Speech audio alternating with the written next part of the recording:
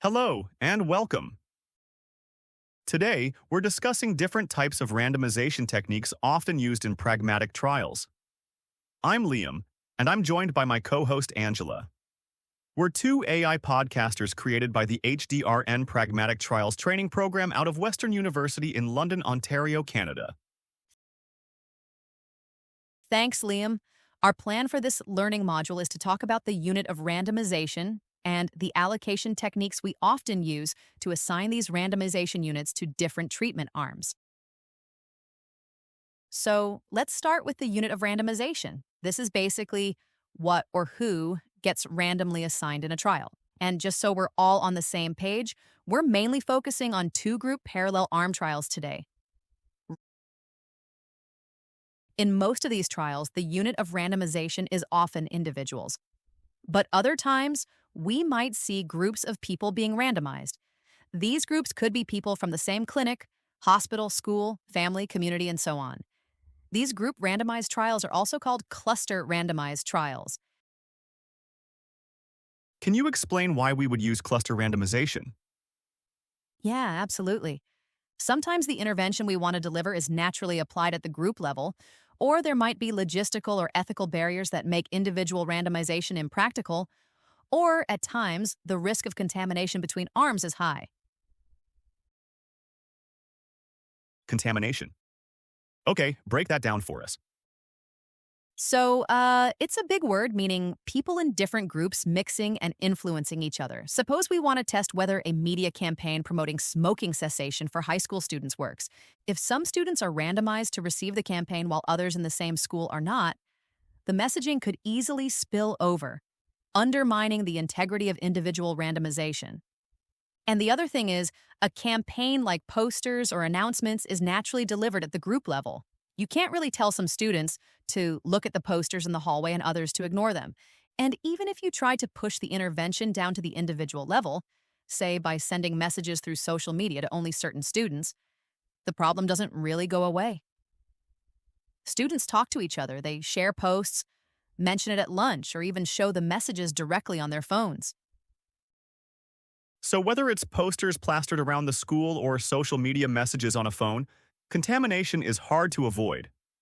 That's why in cases like this, the cluster, in this case the whole school, becomes the logical unit of randomization. One big issue is that there are usually far fewer clusters than individuals, which makes achieving balance between groups trickier. Expand on that a bit more. Okay, think of it this way. With individual level randomization, if you have hundreds or thousands of participants, randomization tends to create comparable groups. But if you only have, say, 10 clusters being randomized, there's a much higher chance that the clusters in one group are just inherently different from those in the other group on certain factors. It's like flipping a coin 10 times. You might get 7 heads and 3 tails purely by chance. Okay, so we've covered the unit of randomization, meaning who is being randomized. Now, let's talk about the how, meaning the methods we can use to allocate the unit of randomization to different groups. All right, let's first focus on allocation techniques for individual level randomization. There are a lot of allocation techniques, so we are going to limit our discussion to a select few. In our module notes, we include a description of the most common techniques and references you can use to learn more about each method. Liam, do you want to start with simple randomization? We briefly touched on simple randomization earlier. This is by far the simplest approach because you randomize participants independently of others. It's equivalent to saying, for each participant joining the trial, give them a 50-50 chance to go to intervention or control. It's simple, transparent, and also easy to understand and implement. If your trial is large, simple randomization works great because, on average, it will produce groups with similar baseline characteristics for both known and unknown confounders. But as we hinted earlier, in smaller trials, you might, just by dumb luck, randomize 15 people to treatment and 5 to control out of your first 20, or end up with more older patients in one group than the other. There's nothing built into simple randomization to prevent uneven numbers or covariate imbalances for a single randomization scheme, which actually brings us to blocked randomization, or sometimes called permuted block randomization. Blocked randomization is like dealing cards in fixed hand sizes. You organize participants into blocks of a certain length, say blocks of 4 or 6. Then, within each block, you ensure an equal number gets assigned to each treatment arm. To make this more concrete, imagine you're enrolling patients over time, and you decide on blocks of 4. The first 4 participants might randomly get assigned intervention, control, control, intervention. That's 2 and 2 in that block. The next block of 4 could be assigned intervention, intervention, control, control. Again, 2 each, just a different order. The participants don't know about blocks. From their perspective, it's still all random. But behind the scenes, we've ensured that after every 4 people, the number of participants in each group is tied. One caution, though, if the block size is too small or always the same, those involved in the trial might start to notice patterns. Yeah, that's exactly right. In an unblinded trial, a sharp investigator or coordinator could look at the last few assignments and guess what's coming next. And that's a problem because it threatens allocation concealment. The whole point is that no one should be able to predict who is getting assigned to which group. So, to avoid predictability, trialists often vary block sizes, like switching between blocks of 4 and 6 in random order, to make sure no one can guess the next assigned allocation. Okay, great. That's block randomization in a nutshell. Next up is stratified randomization. This one is about ensuring balance on specific strata or subgroups. Let's say we're running a trial, and we have an equal interest in men and women responding to a treatment. So in this case, we'd stratify by gender.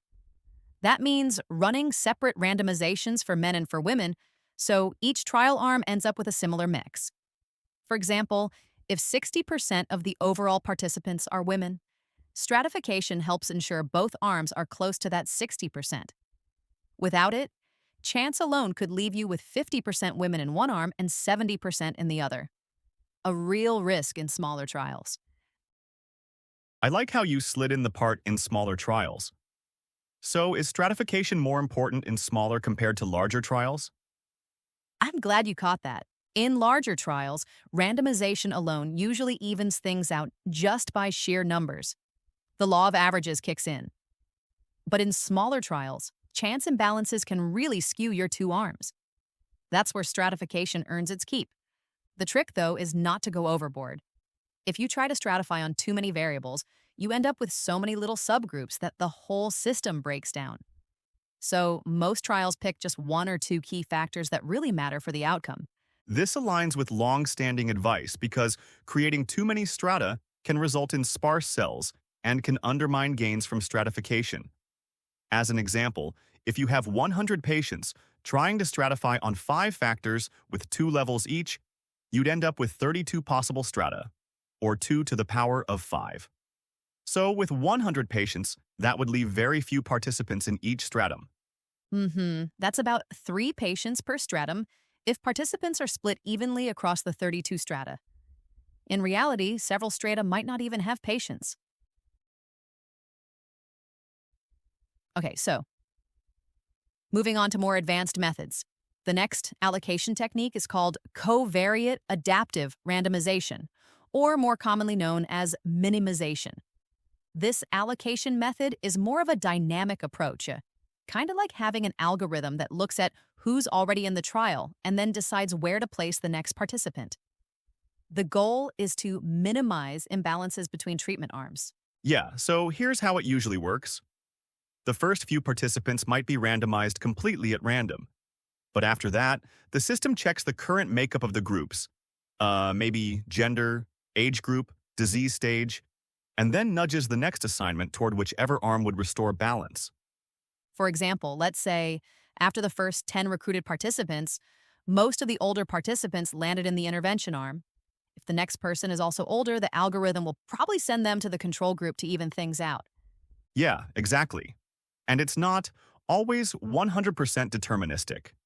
Usually, there's a built-in element of chance, like maybe an 80% chance they go to the group that improves balance, and a 20% chance they go to the other side. That way, it's still unpredictable. Think of it like a smart thermostat, always adjusting to keep things just right. And the advantage here is balance. Minimization can juggle several variables at once. more so than stratified randomization. But there are trade-offs. Minimization is less intuitive to explain. The computer decided based on an algorithm doesn't sound as simple as we flipped a coin. Some researchers and regulators were skeptical about it for that reason. These days, though, with modern software, it's much more accepted. Another thing is that you need the participants' data ready right at the moment of randomization. And technically, a person could predict the next assignment if they knew past assignments and the algorithm rules. That's why, yeah, we keep that random element you mentioned, just to make sure it's not totally predictable. By the way, how many covariates should you actually include in minimization? Ah, that's a great question. So, there's no one-size-fits-all number. Guidance from regulatory sources don't set a strict limit. But they do say you should choose prognostic baseline variables that are expected to influence the outcome and pre-specify them in the protocol for transparency. Most experts recommend sticking to just a handful, think 4 or 5 covariates, especially in small to medium-sized trials. Including too many can create too many sparse combinations, which ironically reduces the ability of minimization to balance things well. So, when you say sparse combinations, you mean the situation where certain covariate profiles, like certain age groups, might have very few participants? Yeah, that's exactly right. And that's problematic because with sparse combinations, the algorithm's decisions are less stable. So, the takeaway: use only those covariates you think are strongly prognostic, keep the number modest, ensure there's randomness in how minimization assigns, and always pre specify them in the protocol. Spot on. So now let's shift gears to the cluster level. A lot of the same principles still apply, but there are also a few unique allocation schemes we should cover. And just to be clear, for this module, we're not going to dive into stepped wedge or crossover trials. Those are special types of cluster designs, and we'll leave them for another discussion. Okay, so when randomizing clusters, we can also use simple and stratified, but the context is a bit different. Some common techniques you'll see in cluster trials include simple cluster randomization, where each cluster is independently assigned, like flipping a coin; stratified or matched pair randomization, where clusters are grouped by certain traits or pairing similar clusters before randomizing; and covariate-constrained or restricted randomization, which uses algorithms to choose a well-balanced allocation across several prognostic factors. Let's start with the straightforward one: simple cluster randomization. This is basically the same as simple randomization, as we already described. But here, the coin flip is done at the cluster level. So if we've got 20 clinics, we'd flip 20 coins to assign them to the intervention and control arms. Pretty easy. It doesn't require much upfront info. Yeah, but the same pros and cons apply as before. It's simple, but with a small number of clusters, you can get unlucky. Like if most of the rural clinics just happen to land in the intervention arm, that could be a serious imbalance. So, trialists often add a layer of restriction to improve balance. One common way is stratified cluster randomization. Think of it as stratifying individuals, but here the subjects are whole clusters. For example, if our 20 clinics are split across urban and rural regions, we might stratify by that. Randomize the 10 urban clinics separately from the 10 rural ones. That way, each arm ends up with an even number of urban and rural clinics. Right? And we could stratify by other cluster-level traits too, like clinic size or percentage of patients with a specific characteristic. Basically, you pick 1 or 2 factors you really think matter for outcomes and you stratify on those. Matched pair randomization takes that even further. You actually pair up clusters that are very similar, almost like twins, and then flip a coin within each pair to see who gets intervention and who gets control. So if you had 10 pairs, you'd end up with 10 in each arm, with each pair balanced by design. Yeah, but matching has downsides. If one hospital in a pair drops out, you kind of lose its partner too. Double whammy. Sample size calculation and analysis also get trickier because you must account for the pairing, and that reduces your degrees of freedom. So, unless the number of clusters is really small, most folks prefer stratification over strict pairing. Makes sense. Like, if you've got just 6 clusters, pairing 3 pairs could work. But with 50 clusters, you'd probably just stratify by a couple of key factors. Either way, you need some baseline info about your clusters before you can do it. Things like size, region, or performance. Okay, so now let's talk about something a little more advanced. Covariate-constrained randomization. Sometimes it's also just called restricted randomization. Right. The idea here is clever. Instead of just flipping coins for clusters and hoping things balance out, you actually generate a whole bunch of possible random allocation schemes, and then keep only the ones that are acceptably balanced on a few important variables. From that reduced set, you randomly pick one allocation to use in the trial. So it's like saying, we'll only allow randomizations that don't look lopsided. Still random, but constrained to fairer allocation schemes. Yeah, that's the main idea. But the process usually follows a few steps. First, you pick a small number of important cluster-level or individual-level variables you think matter for the outcome. Usually fewer than 5. The data on these variables can come from historical records, or you might collect them directly from participating sites before randomization.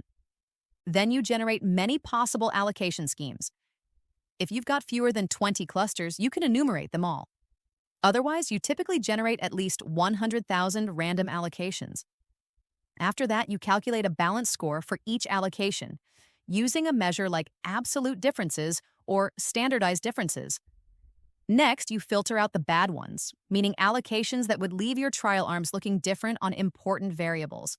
For example, you might only keep allocations where the number of rural clinics is equal in both arms, or where the difference in mean patient age across arms is less than 1 year. Again, the idea is to throw out the allocations that are clearly unbalanced and keep only the ones that pass your balance test. Finally, you randomly pick one allocation from that acceptable set. That becomes your actual randomization scheme for the trial. And just to be clear, the specific criteria we use to measure balance score, like what threshold counts as good enough, that's a more advanced topic, and it's beyond the scope of this module. But we've included extra details in the module notes for anyone who wants to dig deeper. I agree. Thanks for adding that. So, the upside of covariate-constrained randomization is obvious. You get much better balance on baseline characteristics than you'd get from simple randomization, stratification, or even minimization. And you also avoid some of the pitfalls of stratifying too many variables or dealing with complex matching schemes. But yeah, there are trade-offs. One issue is that the random element can be weakened. Certain clusters might almost always end up together, or almost never, depending on how you set your constraints. And that can mess with your type 1 error rate if correlated clusters have a much higher or lower probability of being in the same arm. Another trade-off is power. If you constrain on variables that turn out not to matter for the outcome, you could actually reduce statistical power. So, let's talk about the recommendations for doing this well. First, only constrain on variables that are clearly prognostic, meaning they're strongly associated with your outcome. That's where you get the payoff in precision and power. Second, if a variable is almost always balanced across randomizations, say more than 95% of the time, then you probably don't need to constrain on it. Just plan to adjust for it in the analysis. Third, be careful not to over-constrain. If you include too many variables, you risk creating correlated cluster assignments, which breaks the assumption of independence used in your significance tests and confidence intervals. If you've got a lot of candidate variables, you might use dimensionality reduction, like principal components or propensity scores, to boil them down into just a few summary variables to constrain on. And don't forget the practical details. If your variables have missing data, impute those before you run the constraint process. Then, use the same approach later before adjusting for the constrained variables in your final analysis. Finally, remember the rule of thumb for the number of allocation schemes. Enumerate them all if you've got fewer than 20 clusters. If you've got more than that, generate at least 100,000 random allocations to work with. Keep in mind that underlying all randomization techniques is the principle of fairness, ensuring that treatment groups are comparable at baseline. Whether using simple randomization, blocks, stratification, pair matching, minimization, or constrained approaches, the goal is the same: to have comparable groups, reduce bias, maintain credibility, and strengthen the validity of trial results. So the next time you plan a pragmatic trial, think of it in three questions. 1. What's my unit of randomization? 2. What allocation technique will I use? And 3. How will I implement the random sequence? The randomization method might be invisible to patients and clinicians, but its impact on the study's credibility is huge. If you made it this far, you're officially part of the randomization elite. Smash that like button, hit subscribe, and turn on notifications so you don't miss future content. May your assignments be truly random, your allocation always concealed, and your results ever so impactful. Until next time, this is Angela and Brian signing off.